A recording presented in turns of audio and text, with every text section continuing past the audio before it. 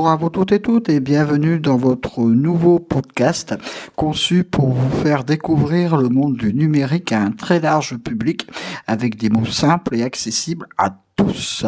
Dans chaque épisode, je vais vous expliquer différents sujets de la cybersécurité à la navigation sur Internet en passant par les outils du numérique au quotidien.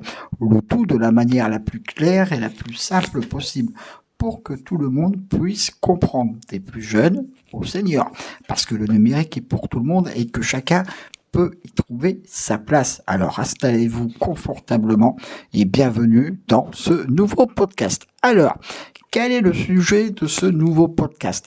Je vais vous apprendre c'est quoi un navigateur. Et oui, quand on parle Internet, on entend souvent « ouvre ton navigateur » ou encore « va sur Google avec ton navigateur ». Mais qu'est-ce que c'est vraiment ? Eh bien, le navigateur, c'est le logiciel qui vous permet d'aller sur Internet. C'est la porte d'entrée vers les sites web, un peu comme la télécommande qui vous permet de choisir les chaînes à la télévision. Sans navigateur, impossible d'accéder à vos mails, à Doctolib ou aller sur le site de Zapo ou par exemple aller sur le site de France Travail ou à vos journaux en ligne. Les navigateurs les plus connus. Il existe plusieurs navigateurs, un peu comme il existe plusieurs marques de voitures ou de télévision. Ils font tous la même chose, mais avec quelques différences de style. Vous connaissez bien sûr le premier navigateur qui est Google Chrome, le plus populaire, souvent déjà installé sur les ordinateurs récents. Mais il n'y a pas que Google Chrome, il y a aussi Safari, pour ceux qui utilisent un iPhone, un iPad ou un Mac. Il y a aussi Microsoft Edge, présent sur les ordinateurs Windows. Il y a aussi Mozilla Firefox, bien connu également, connu pour protéger de la vie privée, et parfois Opera ou d'autres un peu moins connus. Peu importe lesquels que vous utilisez, tous permettent d'aller sur les mêmes sites de recherche. Comment ça marche ? Imaginons que vous voulez aller sur doctolib.fr pour prendre un rendez-vous. Vous allez ouvrir votre navigateur, par exemple Google Chrome. En haut, vous voyez une grande barre de recherche, barre blanche appelée barre d'adresse.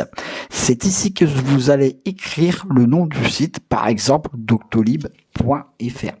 Ensuite, le navigateur va aller chercher le site sur Internet et vous l'affichez à l'écran. C'est un peu comme si vous disiez à votre navigateur « va me chercher le journal Le Monde ». Et en une seconde, il vous apporte la page du journal. Et quand vous cliquez sur un lien, le navigateur vous emmène d'un site à l'autre, comme un guide touristique qui vous fait voyager sur Internet. Les bons réflexes à connaître. Quelques astuces pour bien utiliser votre navigateur. Vérifiez toujours la petite icône du cadenas à côté de l'adresse, cela signifie que le site est sécurisé.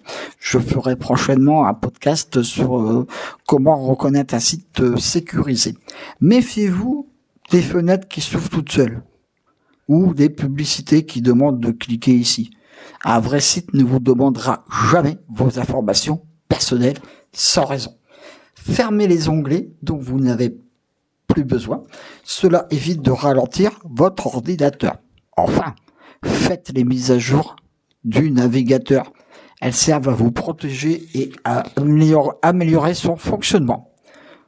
En conclusion, et un petit conseil pratique. Pour résumer, le navigateur, c'est votre porte d'entrée vers Internet. Il vous permet d'aller sur tous les sites, de consulter vos mails, de regarder des vidéos ou de prendre rendez-vous chez le médecin ou de faire également votre déclaration d'impôt et également aller sur France Travail, faire toutes les démarches. Prenez le temps de repérer son icône sur votre ordinateur ou votre téléphone et amusez-vous à visiter un site que vous aimez.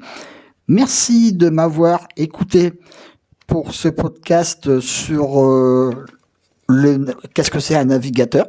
Je vous souhaite une très très très belle semaine et surtout restez bien en mode sécurisé si vous allez sur internet. N'oubliez pas que ce podcast est aussi diffusé sur ma chaîne YouTube Les Seigneurs Connectés et également sur la page Facebook de l'émission. Je vous dis à la semaine prochaine. Portez-vous bien.